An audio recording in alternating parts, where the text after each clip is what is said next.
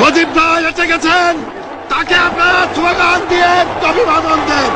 মুজিবের পথ ধরো, বাংলাদেশ স্বাধীন করো, ভাইয়ের পথ ধরো, বাংলাদেশ স্বাধীন করো, তৈরি করো, বাংলাদেশ স্বাধীন করো, অস্ত্র ধরো, বাংলাদেশ স্বাধীন করো। আমার দেশ তোমার দেশ, দেশ বাংলাদেশ, বাংলাদেশ স্বাধীন করো,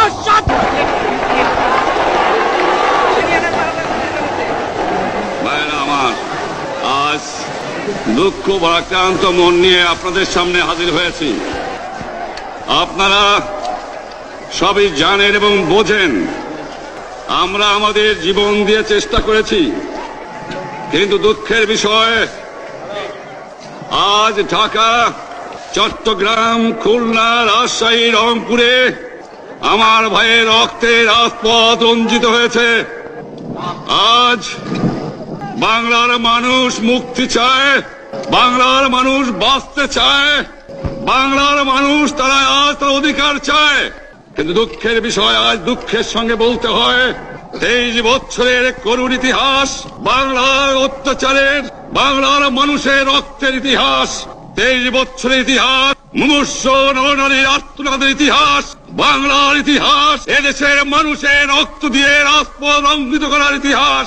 1952 সালে রক্ত দিয়েছি, 1954 সালে নির্বাচনে জয়লাভ করেও আমরা গদিতে বসতে পারি নাই। 1958 সালে আইয়ুব খান মার্শাল ল জারি করে 10 বছর পর্যন্ত আমাদের গোলাম করে রেখেছে। 1967 সালে 6 দফার আন্দোলনের 7 জুনে আমার ছেলেদের গুলি করে হত্যা করা হয়েছে। 1969 সালে আন্দোলনে আইয়ুব খানের পতন হওয়ার পরে যখন ইয়াহিয়া খান সাহেব সরকার নিলেন, তিনি বললেন দেশে শাসনতন্ত্র দেবেন, গণতন্ত্র দেবেন, আমরা মেনে নিলাম। তারপরে অনেক ইতিহাস হয়ে গেল, নির্বাচন হলো। আপনারা জানেন দোষ কি আমাদের? আজকে আমি প্রেসিডেন্ট ইয়াহিয়া খান সাহেবের সঙ্গে দেখা করেছি, আপনারা জানেন, আলাপ আলোচনা করেছি। আমি শুধু বাংলার নয়, পাকিস্তানের মেজরিটি পার্টির নেতা হিসাবে তাকে অনুরোধ করলাম 15 ফেব্রুয়ারি তারিখে আপনি জাতীয় পরিষদের অধিবেশন দেন। তিনি আমার কথা রাখলেন না, তিনি রাখলেন ভুট্টো সাহেবের কথা। তিনি বললেন প্রথম সপ্তাহে মার্চ মাসে হবে, তিনি মানে নিলেন। আমরা বললাম ঠিক আছে, আমরা অ্যাসেম্বলিতে বসবো, আমরা আলোচনা করব। আমি বললাম বক্তৃতার মধ্যে, অ্যাসেম্বলির মধ্যে আলোচনা করব। এমনকি আমি এ পর্যন্ত বললাম যদি কেউ ন্যায্য কথা বলে, আমরা সংখ্যায় বেশি হলেও একজন যদিও সে হয়, তার ন্যায্য কথা আমরা মেনে নেব। আসুন বসি, আমরা আলাপ করে শাসনতন্ত্র তৈরি করি। তিনি বললেন পশ্চিম পাকিস্তানের মেম্বাররা যদি এখানে আসে তাহলে কসাইখানা হবে অ্যাসেম্বলি। যদি কেউ অ্যাসেম্বলিতে আসে তাহলে চুয়ার থেকে করাচি পর্যন্ত দোকান জোর করে বন্ধ করা হবে, তারপরেও যদি কেউ আসে তাকে সন্ন্যাসার করা হবে। আমি বললাম অ্যাসেম্বলি চলবে। তারপরে হঠাৎ 1 তারিখে অ্যাসেম্বলি বন্ধ করে দেওয়া হলো। কি পেলাম আমরা?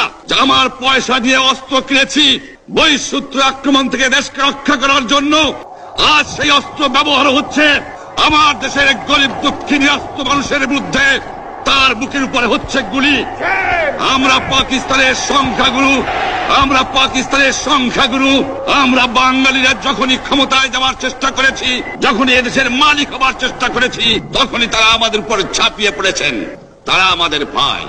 আমি বলেছি তাদের কাছে এই কথা যে আপনারা কেন আপনার ভাইয়ের বুকে গুলি মারবেন? আপনাদের রাখা হয়েছে যদি বহিঃশত্রু আক্রমণ করে তার থেকে দেশটাকে রক্ষা করার জন্য। তারপরে উনি বললেন যে আমার নামে বলেছেন, আমি নাকি বলে স্বীকার করেছি যে 10 তারিখে রাউন্ড টেবল কনফারেন্স হবে। আমি উনাকে একথা বলে দেবার চাই, আমি তাকে তা বলি নাই। টেলিফোনে আমার সঙ্গে তার কথা হয়, তাকে আমি বলেছিলাম জনাব ইয়াহিয়া খান সাহেব, আপনি পাকিস্তানের প্রেসিডেন্ট, দেখে যান, ঢাকায় আসেন কিভাবে আমার গরিবের উপরে, আমার বাংলার মানুষের বুকের উপরে গুলি করা হয়েছে, কি করে আমার মায়ের কোল খালি করা হয়েছে, কি করে মানুষকে হত্যা করা হয়েছে। আপনি আসুন, দেখুন, বিচার করুন, তারপরে আপনি ঠিক করুন। আমি এই কথা বলেছিলাম।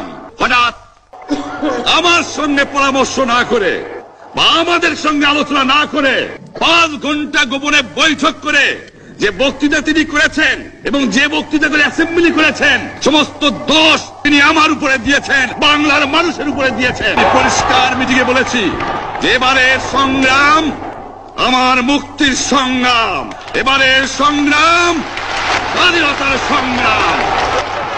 ভাইরা আমার, 25 তারিখে অ্যাসেম্বলি কল করেছে, রক্তের দাগ শুকায় নাই। আমি 10 তারিখে বলে দিয়েছি যে ওই শহীদের রক্তের উপর দিয়ে পাড়া দিয়ে আরটিসিতে মুজিবুর রহমান যোগদান করতে পারে না।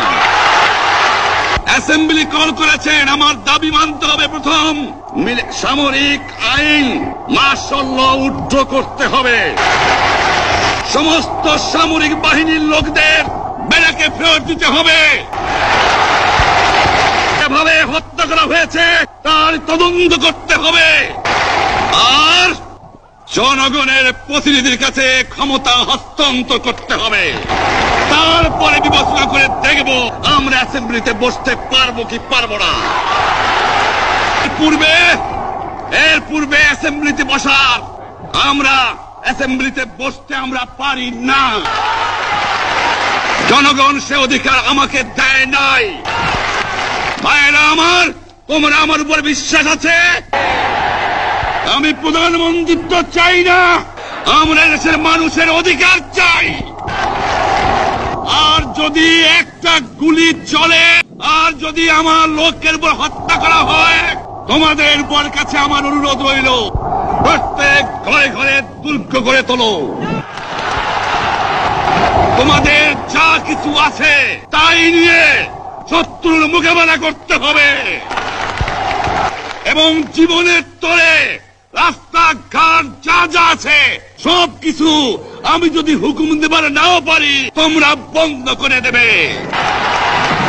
তোমরা আমার ভাই, তোমরা ব্যারাকে থাকো, কেউ তোমাদের কিছু বলবে না। কিন্তু আর আমার বুকের পর গুলি চালাবার চেষ্টা করো না, ভালো হবে না। 7 কোটি মানুষকে চাপায় রাখতে পারবো না। আমরা যখন মরতে শিখেছি তখন কেউ আমাদের দবাতে পারবে না। এ পর্যন্ত আমার এই দেশের মুক্তি না হবে, খাজনা ট্যাক্স বন্ধ করে দেওয়া হলো, কেউ দেবে না। তবে অনুরোধ করছি, আপনারা আমাদের ভাই, আপনারা দেশকে একেবারে জাহান্নামে ধ্বংস করে দিয়েন না। জীবনে আর কোনদিন আপনাদের মুখ দেখা দেখি হবে না। যদিও আমরা শান্তিপূর্ণভাবে আমাদের ফয়সলা করতে পারি, তাহলে অন্তপক্ষে ভাই ভাই হিসেবে বাস করার সম্ভাবনা আছে। সেই জন্য আপনাদের অনুরোধ করছি, আমার এই দেশে আপনারা মিলিটারি শাসন চালাবার চেষ্টা আর করবেন না।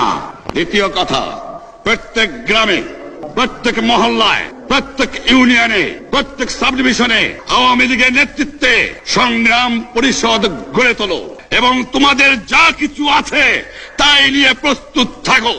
মনে রাখবা, রক্ত যখন দিয়েছি, রক্ত আরো দেব। এদেশের মানুষকে মুক্ত করে ছাড়বো ইনশাআল্লাহ।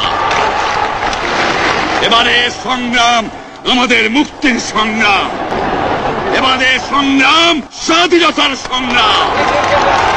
পরে বিশ্বাস নিশ্চয়ই রাখেন, জীবনে আমার রক্তের বিনিময়েও আপনাদের সঙ্গে বেইমানি করি নাই। প্রধানমন্ত্রিত্ব দিয়ে আমাকে নিতে পারে নাই, ফাঁসি কাস্টে আসামি দিয়ে আমাকে নিতে পারে নাই। যে রক্ত দিয়ে আপনারা আমার একদিন জেলের থেকে বার করে নিয়ে এসেছিলেন, এই রেসকোর্স ময়দানে আমি বলেছিলাম আমার রক্ত দিয়ে আমি রক্তের ঋণ শোধ করবো, মনে আছে? আমি রক্ত তোমার জন্য প্রস্তুত। আমাদের মিটিং এইখানেই শেষ। আসসালামু আলাইকুম।